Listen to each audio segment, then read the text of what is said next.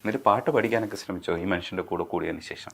അതെനിക്ക് പറ്റുന്ന പണിയല്ലേ. അല്ലേ ഇവിടെ പാട്ട് പാടും, പക്ഷെ അതിന്റെ ഒരു ബേസിക് അതിന്റെ എങ്ങനെയാണ് അതിന്റെ രീതി സ്വന്തമായിട്ടൊരു ഇതുണ്ടല്ലോ, ജഡ്ജ്മെന്റ്, സെൽഫ് ജഡ്ജ്മെന്റ് മാത്രമേ ഉള്ളൂ. പക്ഷെ കാരണം അത് ഇപ്പൊ ഞാൻ പാടുന്നത് ശരിയാണോ എന്നൊക്കെയുള്ള അതുണ്ടെങ്കിൽ ഡെഫിനറ്റ്ലി ഒരു പാട്ടുകാരനാവും ആ ഒരു സാധനം. പക്ഷെ പാട്ടുണ്ട് കേട്ടോ ഉള്ളിൽ പാട്ടുണ്ട്, പാട്ടുണ്ട്, മ്യൂസിക് ഉണ്ട്. ഞാനൊരു പാട്ടൊരു കൊച്ചിന് 2.5 വയസ്സായപ്പോഴത്തേക്കും ഒരു കണ്ടന്റ് ഇറക്കിയായിരുന്നു എന്റെ യൂട്യൂബ് ചാനലിലൂടെ, ഒരു ഫാമിലി സോങ് പോലെ. അതില് വെറുതെ അതില് പാടിച്ചിട്ടുണ്ടായിരുന്നു ഞാൻ. മേജർ രവി സാറിന് വേണ്ടിയിട്ട് ആ പടത്തില് നജീബ് ചെയ്തിട്ടുണ്ടല്ലോ, മ്യൂസിക് ചെയ്തിട്ടുണ്ടായിരുന്നു. അതെ 19. ഇപ്പൊ അത് ചെയ്യുന്നില്ല. അല്ല, മ്യൂസിക്കിനെ കാട്ടിയും ഇപ്പം പാട്ടെന്നുള്ള ഒരു തൊണ്ടയിലുണ്ടല്ലോ, ആ ഒരു പ്രൊഫഷൻ ഉള്ളതുകൊണ്ട് ഇപ്പൊ അത് പോട്ടെ മാക്സിമം നമുക്കത്. മറ്റത് ഉള്ളിൽ തന്നെ ഉണ്ട്, നമ്മുടെ ആത്മാവ് പോലെ സംഗീതം എപ്പോഴും ഉള്ളിലുണ്ട്. പക്ഷെ ഈ പറഞ്ഞ ഇൻഡിപെൻഡന്റ് ആയിട്ട് നമുക്കിപ്പോ ഒരു യൂട്യൂബ് ചാനലുണ്ട്, അതൊക്കെ ഇങ്ങനെ ഇടയ്ക്കിടയ്ക്ക് ഒരു പാഷന്റെ പുറത്ത് ഇങ്ങനെ ഓരോ പാട്ടുകളൊക്കെ ഇങ്ങനെ ചെയ്യണുണ്ട്. ഈ കെട്ടിയോളാണ് എന്റെ മാലാഖയിലാണ് സ്റ്റേറ്റ് അവാർഡ് കിട്ടുന്നത്, BK ഹരിനാരായണൻ എഴുതിയതാണ്. ആ പാട്ട് ഒന്ന് പാടിയിട്ട് നമുക്ക്. ആത്മാവിലെ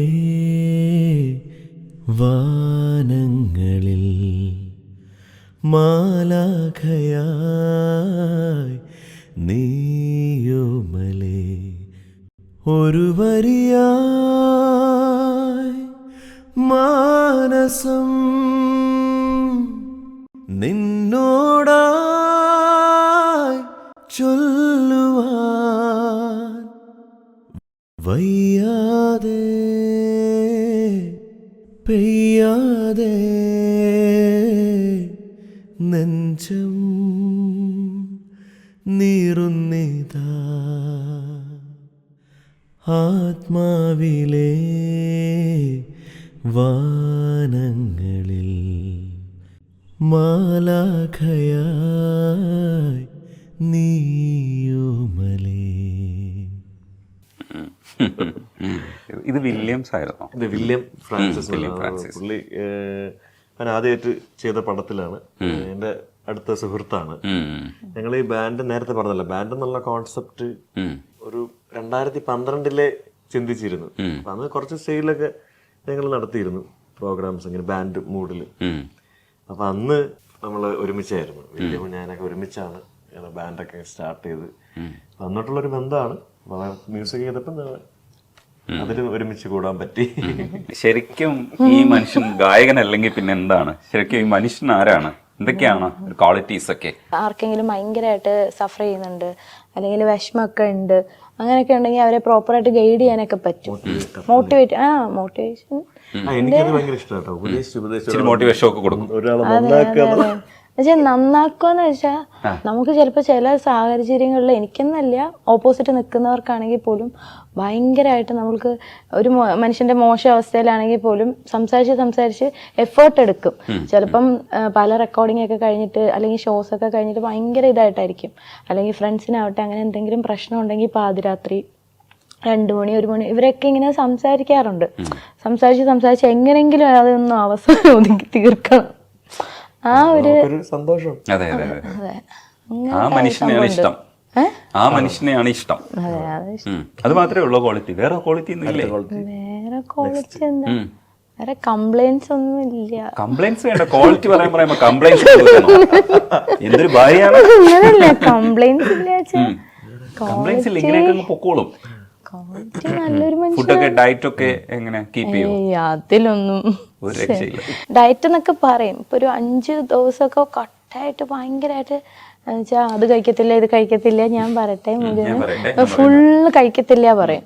പക്ഷെ എന്തെങ്കിലും ഒരു സ്മെല്ല് വരുന്നെന്ന് വിചാരിക്കേ, ബിരിയാണി അല്ലെങ്കിൽ ഇപ്പൊ ഞാൻ പറയുവാന്ന് വിചാരിക്കുക എനിക്ക് കഴിക്കാൻ എന്ത്, അങ്ങനെയാണെങ്കിൽ ഫുള്ള് നമ്മൾ കാറ്റ് ഊരി വിടുന്നോണ്ട് ഫുള്ള്. പിന്നെ നമ്മൾ ചിലപ്പോ എങ്ങനെങ്കിലും കഷ്ടപ്പെട്ടിട്ടായിരിക്കും കുറച്ച് തരുന്നത്.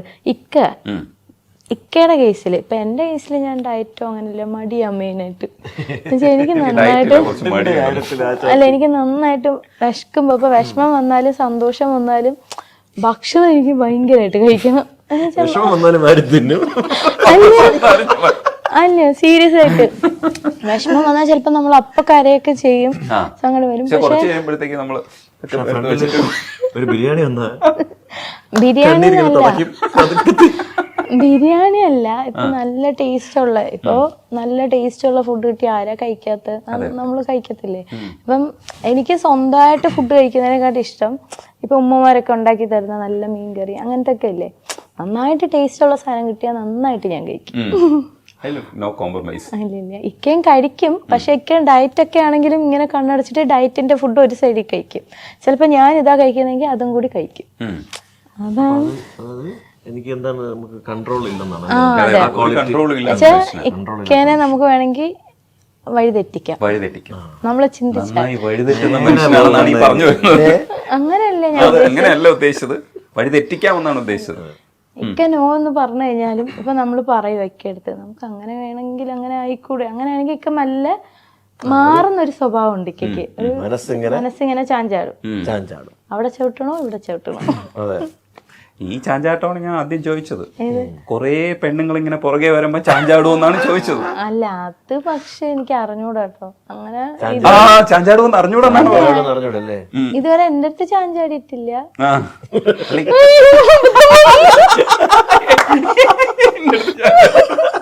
അതിന് കുഴപ്പമൊന്നുമില്ല. അല്ല അതായത് പുറത്തു പോയാൽ ചാഞ്ചാടുമായിരിക്കും, എന്റെ അടുത്ത് വലിയ ചാട്ടമൊന്നും ഇല്ല എന്നാണ് പറഞ്ഞു വന്നത്. അങ്ങനെയാണോ? അബദ്ധം മാറി. അല്ല ശരിയാണ്, അതുവരെ ശരിയാ. എന്റെ അടുത്ത് പറഞ്ഞിട്ടൊന്നുമില്ല അങ്ങനെ. എന്റെ അടുത്ത് പറഞ്ഞിട്ടില്ല ഇല്ല ഇക്ക അങ്ങനെയൊന്നും പോകത്തില്ല. അതൊക്കെയല്ലേ നമ്മുടെ എല്ലാവരുടെ ഒരു വിശ്വാസം. അതാണ് വിശ്വാസം, അതല്ലേ എല്ലാം. ഇല്ല ആ മനുഷ്യന്റെ കള്ളച്ചിരി ഉണ്ടോ? ഫോൺ തരാന്ന്. അല്ല പക്ഷെ അയാളുടെ എത്തിക്സ് വെച്ചിട്ട് അയാൾ നോക്കൂല. ഫോൺ വാങ്ങിച്ചു എന്നാ കിട്ടും ഉറപ്പാണ്. അതൊരു വ്യക്തിത്വമുള്ള മനുഷ്യനാണ്, അതുകൊണ്ട് നോക്കൂല എന്ന് നമുക്ക് ഉറപ്പുണ്ടെന്ന്. തിരിച്ചെന്തായാലും നജീം ഫോൺ എടുത്ത് നോക്കൂലല്ലോ. ഞാൻ അതല്ല എന്തിനാണത് എടുക്കാത്തതെന്ന് അറിയാവോ? എന്റെ ഫോണോ? നല്ല ടെക്നിക്കായത്. നമ്മള് അവളുടെ ഫോൺ എടുക്കൂല, അതുകൊണ്ട് അവളും അവളെ ഫോൺ എടുക്കരുത്. അതൊക്കെ മറ്റേ ആണുങ്ങൾക്കല്ലേ ടെക്നിക്കാണ്. ഞാൻ വീട്ടില് ഭാര്യയുടെ ഫോൺ എടുത്ത് നോക്കൂലല്ലോ. നോക്കത്തില്ല. എന്റെ ഫോണും നോക്കൂല, സേഫ്റ്റിക്ക് വേണ്ടിട്ടാണ്. അതേപോലെ നജീബ് ഒരു ദിവസം ഫോൺ എടുത്ത് നോക്കൂ, നിങ്ങളുടെ കണ്ണൊക്കെ മറ്റേ കാർട്ടൂണിൽ കാണുമ്പോൾ ഇങ്ങനെ തള്ളി വരും. ഇല്ല ഇല്ല കുഴപ്പമില്ല. സങ്കല്പമില്ല, എനിക്ക് അങ്ങനെയൊന്നും പറയുന്നില്ല. അങ്ങനെയില്ല ചേട്ടാ. ഇക്ക പിന്നെ എന്തെങ്കിലുമൊക്കെ ഇപ്പം പെൺകുട്ടികളുടെ കാര്യമാണെങ്കിൽ എന്തുണ്ടെങ്കിലും ഇക്ക പറയാറുണ്ട്, ഞാനും പറയാറുണ്ട് ഇക്കടുത്ത്. എന്തെങ്കിലുമൊക്കെ അങ്ങനെ ഒരു ബാരിയർ ആയിട്ടൊന്നും ഇല്ല, രണ്ടുപേരും ഓപ്പൺ തന്നെ അങ്ങോട്ട്. അങ്ങനെയാണ് വിശ്വസിക്കുന്നത്, അങ്ങനെ തന്നെയാണ് ചേട്ടാ. അരികിൽ പതിയെ ഇടനെഞ്ചിൽ ആരോ മൂളും രാഗം. പോരട്ടെ, അത് മുഴുവനും വേണം കേട്ടോ, ഇറക്കി വെച്ച് നിർത്തി പോകാൻ പറ്റില്ലല്ലേ. കുറച്ച് വെള്ളം അരികിൽ പതിയേട നെഞ്ചിൽ ആരോ മൂളും രാഗം, മിഴികൾ മൊഴിയും മധുരം കിനിയുന്നീ എന്നിൽ ലീണം. മഴയേ ഇളവയിലേ എൻ കനവിൽ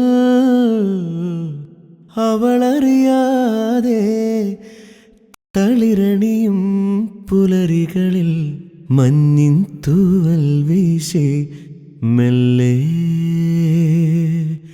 ഞാൻ മെല്ലെ മെല്ലെ